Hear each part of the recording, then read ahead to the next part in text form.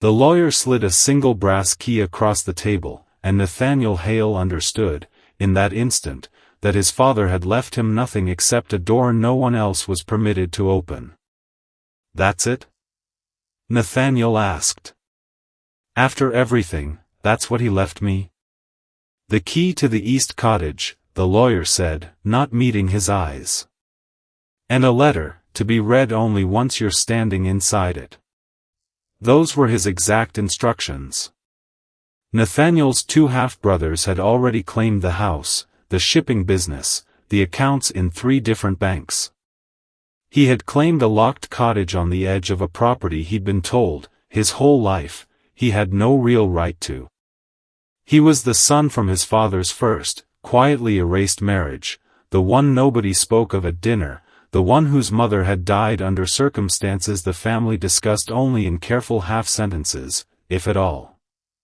He drove out to Hollowfen that same afternoon, key in his coat pocket, 29 years of unanswered questions riding with him. The cottage stood at the edge of the marsh, half swallowed by reeds, exactly as it had in his childhood memory, the one place his father had never allowed anyone to enter, not even his second wife, not even the sons who inherited everything else. The door groaned open on hinges gone stiff with disuse. Dust lay undisturbed across the floor in a way that told him, more clearly than any words could, that no one had set foot inside for years, perhaps not since his mother had died, when Nathaniel was 4 years old and too young to remember anything except the shape of her absence. The letter waited on a small writing desk, his father's handwriting shakier than Nathaniel remembered it, as though age or guilt had worn away at the man's certainty. "Nathaniel. If you are reading this, I am dead, and I have finally run out of ways to avoid what I should have told you 30 years ago. Your mother did not die of a fever, as you were told. She died 3 days after she discovered what I had done to secure this family's fortune, and I have spent every year since making certain that no one, including you, learned what that discovery cost her." Nathaniel read the line twice. Then a third time. The marsh wind rattled the shutters behind him, and somewhere beneath the cottage floor, he would later learn, lay evidence his father had been too much of a coward to destroy and too guilty to leave anywhere he might have to look at it. The rest of the letter was maddeningly incomplete, his father's confession trailing into vague references to a business partner named Silas Corwin, a shipping contract from 30 years ago, and a phrase that would not leave Nathaniel's mind for the rest of that night: "Ask Corwin what happened to the Amsterdam cargo." He found Silas Corwin 2 days later, retired now, living alone in a townhouse that smelled of pipe smoke and old regret. The old man's hands trembled when Nathaniel introduced himself, and for a moment, Nathaniel thought Corwin might refuse to speak at all. "Your father and I built that shipping line together," Corwin said finally. "Everything your brothers inherited, every ship, every contract, it started with one voyage in 1887. A voyage that was never supposed to reach Amsterdam at all. The cargo," Corwin explained, "had been insured for 3 times its actual value. The ship had been meant to sink in open water, a controlled disaster, the insurance payout enough to launch the Hale shipping empire from nothing. It was Nathaniel's mother, then a young bookkeeper the family had employed before their marriage, who had discovered the falsified manifests. She threatened to go to the insurers," Corwin said. "Your father married her instead, to keep her silent, to keep her close enough to control. It worked, for a time. Until she found the truth wasn't the only thing being hidden from her." "What else was there?" Nathaniel asked, though some part of him already dreaded the answer. Corwin looked away toward the window, toward the gray afternoon light. "The ship didn't sink empty, Mr. Hale. There were 2 crewmen aboard who weren't told the voyage was meant to fail. Your mother learned that too, learned that your father's fortune wasn't built merely on fraud, but on 2 deaths he never accounted for, never grieved, and never confessed to anyone but the woman he married to silence her." Nathaniel returned to the cottage that night with more questions than he'd arrived with, and it was there, prying up a loose floorboard his father's letter had cryptically referenced, that he found the tin box. Inside were his mother's own papers, a diary, water-stained but legible, chronicling the 18 months between her discovery and her death. The early entries were furious, righteous, full of a young woman's conviction that the truth mattered more than the comfortable life she'd married into. The later entries grew shorter, more frightened, until the final pages contained only fragments. He says if I speak, he will ensure I'm the one blamed. He has the papers. He has the money to make anyone believe anything. I am not sick.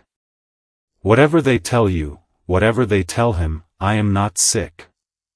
The last entry, dated 3 days before her recorded death, contained only 6 words, underlined twice. Ask Corwin. He knows everything.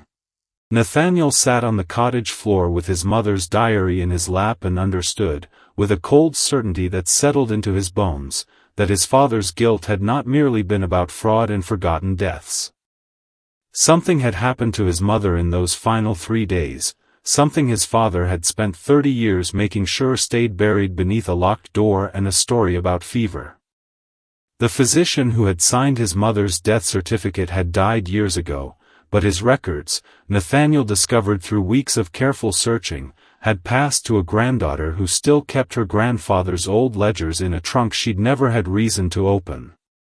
What Nathaniel found there was not the confirmation of murder he had half expected, bracing himself for a revelation dark enough to match his mother's fear. It was something stranger, and in its own way, more devastating. The physician's private notes recorded a diagnosis of poisoning, but not administered maliciously, as Nathaniel had assumed. The notes described his mother's own hand, her own desperate and clouded judgment in those final frightened days, convinced she was being watched, convinced any food prepared by the household was compromised, taking substances meant to protect herself that instead had slowly, tragically, killed her. His father had not murdered her. He had frightened her into destroying herself, and then spent 30 years unable to admit that his fraud, his threats, his silencing of a frightened young woman, had driven her to a fear so consuming it became fatal, and had built a fortune, a family, an entire respectable life atop a truth he could not bear to speak, even in death, except through a locked door and a letter left for a son he had never fully acknowledged. Nathaniel brought everything, the diary, the physician's notes, Corwin's recorded testimony, to his half-brothers 3 weeks later, in the same drawing room where their father's will had once been read aloud with such careful omission of any real inheritance for Nathaniel at all.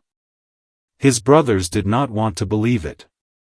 Men rarely want to believe that the fortune beneath their comfortable lives was built on a woman's terror rather than their father's genius. But the papers were thorough, and Corwin's account was corroborated by shipping records neither brother had ever thought to question, and by the end of that long, bitter evening, something had shifted in the room that could not be shifted back. "What do you want?" the elder brother finally asked. "Money? A larger share? Is that why you dug all this up?" "I want the 2 families of those crewmen found," Nathaniel said, "if any of them remain. I want what's owed to them paid, quietly, properly, out of the fortune that was built on their deaths.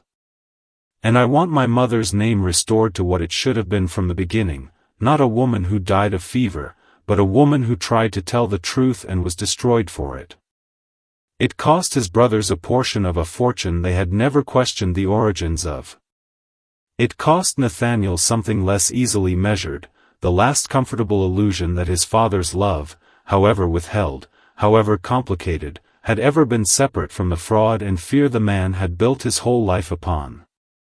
He returned to the cottage one final time before it was sold, standing in the small room where his mother had spent her last frightened months, where his father had locked away 30 years of unspoken guilt behind a door he could never bring himself to open again in life.